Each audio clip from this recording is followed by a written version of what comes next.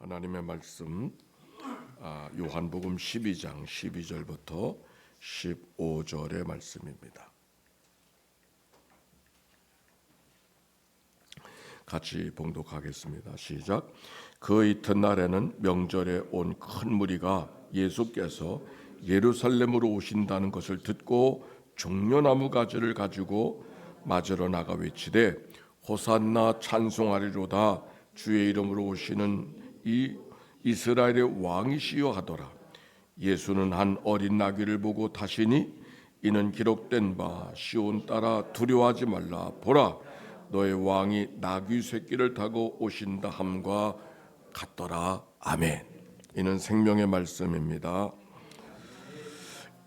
오늘은 종려주일입니다. 이 주간은 예수님의 십자가의 고난을 기억하는 고난주간이고 다음 주일은 부활주일입니다. 특별히 이번 주 금요일은 성금요일, 예수님이 십자가 달리신 것을 기억하는 성금요일이었습니다.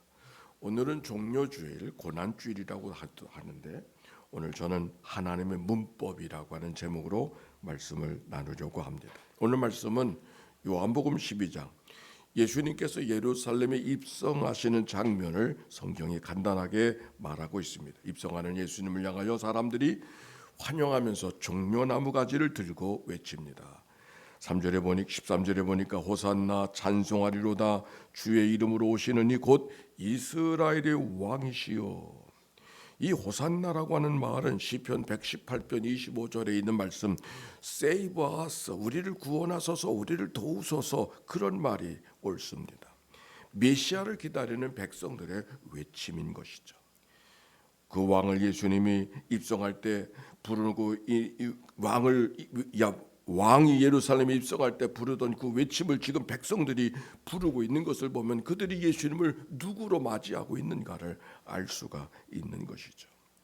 그들은 예수님이 진정 자기들을 압박하고 압제하는 저 로마로부터 구원해 줄 민족의 구원자여 어떤 정치적 메시아 같은 마음으로 예수님을 찾고 있었음이 틀림이 없습니다. 그런데 예수님은 어떻습니까? 예수님은 전혀 다른 방식으로 예루살렘에 들어가는 거예요. 14절에 보니까 예수는 한 어린 나귀를 타시나니, 어린 나귀를 타셨다고 하는 말은 스가랴서에 보니까 보라 네 왕이 내게 임하시니 그가 공의로우시며 구원을 베푸시며 겸손하셔서 나귀를 타신다 하는 말씀이 기록이 되어져 있는데, 나귀 중에도 어린 나귀, 이것은 아주 연약함과 겸손함의 상징이었습니다. 만약 예수님이 환호하는 백성들의 마음, 저 로마의 군대를 물리치고 이 땅에 다윗의 왕조를 다시 세우는 그런 왕으로 기다리는 백성들의 마음을 알았다면 나귀를 타면 안 되는 거죠. 오히려 군마나 병거를 타고 들어가야 되지 않겠습니까? 마치 전쟁에서 승리하고 돌아오는 장군처럼 말입니다. 그런데 예수님은 그렇게 하지 않으셨습니다. 이렇게 질문을 했습니다. 만약 예수님 나귀를 타지 아니하시고 백성들이 기대한 대로 군마를 타고 병거를 타고 입성하셨다면 어떤 일이 벌어졌을까? 그래서 성전 앞에서 로마 군대들에게 결기를 보으면서 종교 권력자들의 칼을 들고 결기를 보으면서 혁명가처럼 나타났다면 어떻게 되었을까? 어떻게 됐을 것 같아요? 그 자리에서 당장 죽었을지 모릅니다. 그런데 그 죽음이 오히려 군중들의 피를 보고 분노하게 해서 복기가 일어나서 아마 예수님은 바라바처럼 민족을 구원하는 혁명가의 모습으로 기록되었을지 모르겠어요. 그런데 여기 예수님 전혀 그런 모습이 아니었습니다. 어린 나귀를 타고 뒤뚱거리면서 어린 광대처럼 입성하시는 예수님의 모습. 아마 일부는 저 나귀를 타는 게 특별한 의미가 있다고 아는 사람이 있었을까. 그러나 대부분의 군중은 그렇지 않았어요. 그러기에 그들은 자기들이 생각한 메시아가 아니라고 여겼을 때 십자가에 못 박으라고 그를 거절하지 않았습니까? 여기서 우리는 이 땅의 역사를 통한, 이 땅의 역사를, 세상을 향한 하나님의 역사가 무엇인가, 하나님의 방식이 무엇인가를 배울 수 있습니다.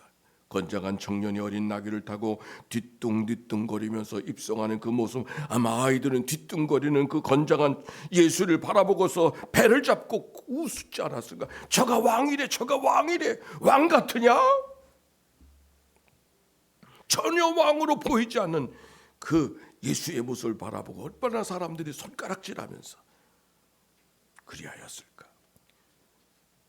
그러나 그런 수치를 온몸에 당하면서도 맥없이 아무 말도 하지 못한 채 십자가에 죽어가는, 결기를 보이기는커녕 아무 말씀도 하지 못한 채 아무것도 기대할 것이 없는 모습처럼 십자가에 죽어간 예수 그리스도의 모습을 우리는 알고 있습니다. 그런데 그것이 이 땅을 향한 하나님의 구원의 역사의 지렛대가 되었다는 사실을 말입니다. 고린도 교회를 향한 성경의 말씀을 기억합니다. 하나님은 세상의 미련 것들을 택하사 지혜로운 것을 부끄럽게 하시고 약한 것들을 택하사 강한 것들을 부끄럽게 하시고 세상에 천한 것 멸시받는 것 없는 것들을 택하사 있는 것들을 없이 하시나니 이는 세상에 아무도 하나님 앞에서는 자랑할 것이 없게 하려 하심이라. 하나님의 방법이 뭔가?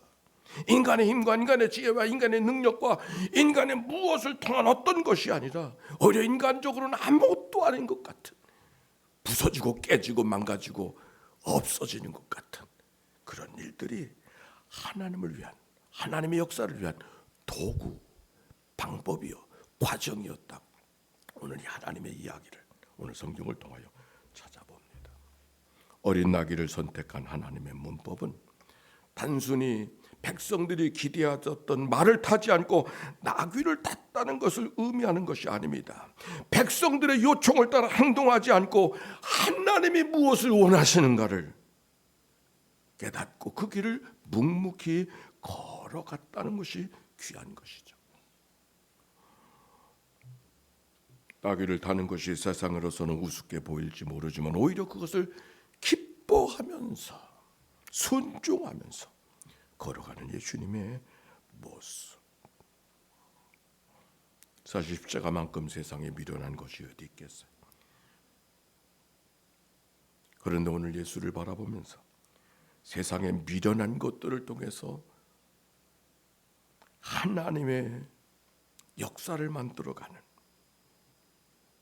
이 하나님의 문법을 우리의 삶 속에 어떻게 기억해야 될까? 이 주간에는 공항이 매우 다른 데가 바쁜 것이 아니라 여기가 바빴어요.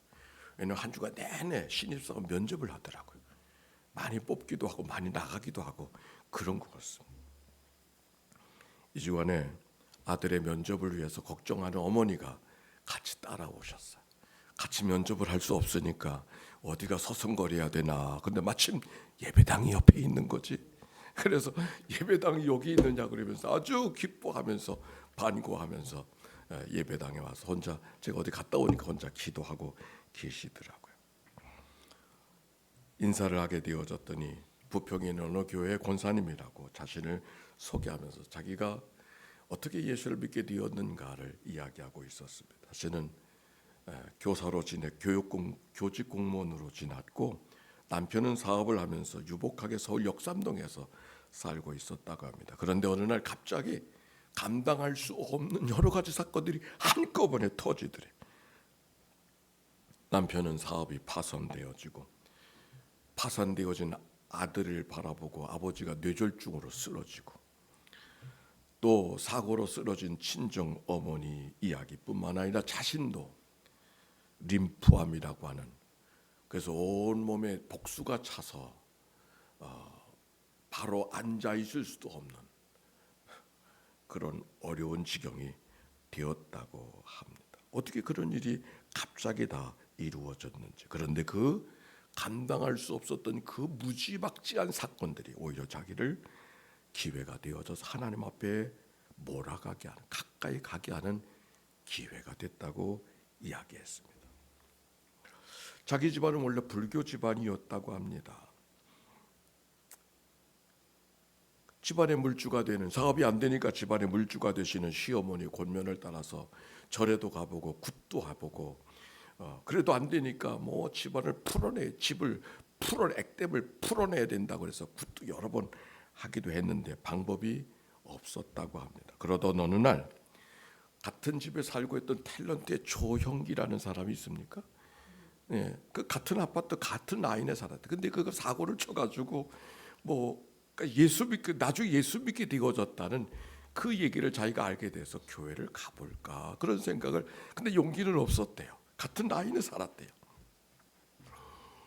그러나 어느 날 윗집에 사는 어느 아주머니가 우리 시어머니가 하도 닥달을 하셔서 그분 얘기에 닥달을 하셔서 예배당을 의무로 갈 수밖에 없는데 혼자 가기가 너무 멋쩍으니까 당신도 나하고 좀 동무해서 가줄 수 없느냐고. 마지못해 따라간 것으로 따라갔지만 사실은 자기는 교회를 가고 싶은 마음이 있었는데 혼자 갈 수 있는 용기가 없어서 못 가고 있었는데 그 뜻하지 않은 이 이웃집 그 위층에 사는 위에 사는 그 같이 알고 지내는 분이 동무해 줄 수 없느냐는 말에 아주 기쁘게 갔는데 바로 그 시간에 얼마나 자기가 은혜를 받았는지, 어떻게 그 시간을 보내는지 기억할 수 없을 만큼의 큰 은혜를 받고 하나님 앞에 온전히 무너지는 경험을 했다.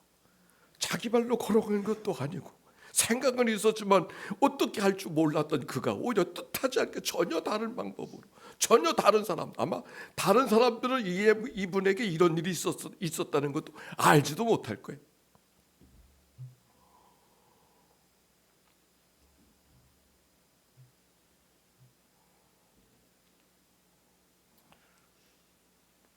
이 땅에 하나님의 구원의 역사가 내가 무엇을 함으로가 아니라 오히려 무엇을 하지 못한 아무것도 아니 무엇을 할 수 없는 아무것도 할 수 없는 연약한 인간이 되어졌을 때 비로소 온전히 구원하시는, 온전히 붙들어 주시는 하나님의 구원의 역사가 당신에게 있었음을 간증해 주었습니다. 오늘 여기 성경 백성들이 원하는 모습이 아니라 어린 나귀를 타고 뒤뚱거리면서 걸어오시는 주님, 종료주를 맞이하는 우리들 가운데도 주님은 다시 예루살렘에 입성하고 계시지 않는가? 이제 우리는 어린 나귀를 준비해 드려야 되는 것입니다. 무엇을 해야 되는 것이 아니라 하나님 앞에 우리가 어린 나귀를 타고 오시는 주님 앞에 우리가 어떻게 반응해야 될 것인가? 우리는 그렇게 물어야 될 것입니다. 우리는 우리 생각대로 뜻대로 되지 않는다고 해서 더 높아지려고 했지만 높아지지 않고, 인정받으려 했지만 인정받지 못하고, 환호를 받기 원했지만 환호를 받지 못하고 그것에 오히려 목말라 하면서 그렇지 않은 건 인생은 실패한 것이라고 생각하며 살아가는 우리의 삶일 때가 얼마나 많이 있는지. 그런데 예수님 백성들의 박수 소리를 거절하고 오히려 하나님의 뜻이 무엇인가를 기억하고 기대하면서 묵묵히 십자가를 향한 환호받는 박수 소리에 환호로 응답하지 아니하고, 외침으로 내가 그렇다고 외치고 응답하지 않고 오히려 묵묵히 십자가를 향하여 걸어가는 예수 그리스도의 모습. 나를 향한 환호가 그에게 다가온 것이 아니라 오히려 나를 통해서 이루기를 원하신, 저를 통해서 이루기를 원하신 하나님의 뜻이 무엇인가를 기다릴 줄 아는 주님의 모습이 오늘 우리 안에 있어야 될 것입니다. 지난 주간에 런치 처치를 했습니다. 믿음의 교제를 돌아가면서 믿음의 이야기를 나누는데, 믿음이란 어떤 분이 이렇게 나눴어요. 믿음이라고 하는 것은 내가 무엇을 하는 것이 아니라 순종하는 것이 아닌가, 이렇게 생각하고 말하고 있었습니다. 노년이 됐던 마틴 루터, 종교개혁을 했던 마틴 루터가 어떻게 우리가 은혜를 받을 수 있는지 그 탁상 담화를 통해서 기록해 놓은 것을 볼 수 있었습니다. 은혜는 내가 무엇을 행함으로 획득하는 것이 아니라 오히려 우리가 철저하게 낮아질 때 얻어지는 것이다. 우리를 철저하게 낮추는 것이 뭔가? 율법을 통해서 철저하게 우리를 낮춘 자리로 갔을 때 거기에 부어지는 게 하나님의 은혜라고. 믿음으로 하나님을 붙드는 자는 누구든지 먼저 자신에 대한 자신이 얼마나 약한 존재인가, 얼마나 아무것도 아닌 것인가, 가증스러운 존재인가, 저주받아 마땅할 존재라는 것을 깨닫게 되어졌을 때, 그런 겸손함이 주어졌었을 때 비로소 하나님의 은혜가 부어지는 것이라고. 고난주간이었습니다. 고난주간은 금식도 하고 여러 가지로 자기를 자학하고 고난에 내어 모으는 시간이 아니라 오히려 어린 나귀를 타신, 그리고 주님의 뜻을 기쁘게 따라가는, 어린 나귀를 타고도 묵묵히 순종하며 걸어가는 주님의 겸손을 배우는 시간이 바로 고난주간의 모습일 것입니다. 예루살렘에 입성하심을 기념하는 오늘, 그때만이 아니라 오늘도 우리의 삶으로 예수님이 걸어 들어오고 계신, 어린 나귀를 타고 오고 계십니다. 우리가 어떻게 해야 될까? 우리가 기대했던 모습이 아니라고 십자가에 못 박으라고 내어놓는 일이 있는 것은 아닌가. 오히려 그가 어린 나귀를 타고 오시는 모습을 깊이 환영하고, 그가 구원의 왕으로 오시는 것을 기억하고 내 안에 모셔드리고 십자가의 구원에 하나님의 거룩한 역사가 담겨 있음을 고백하고 함께 묵묵히 걸어가는 은총이 우리 모두 가운데 임하게 되기를 주의 이름으로 축원합니다.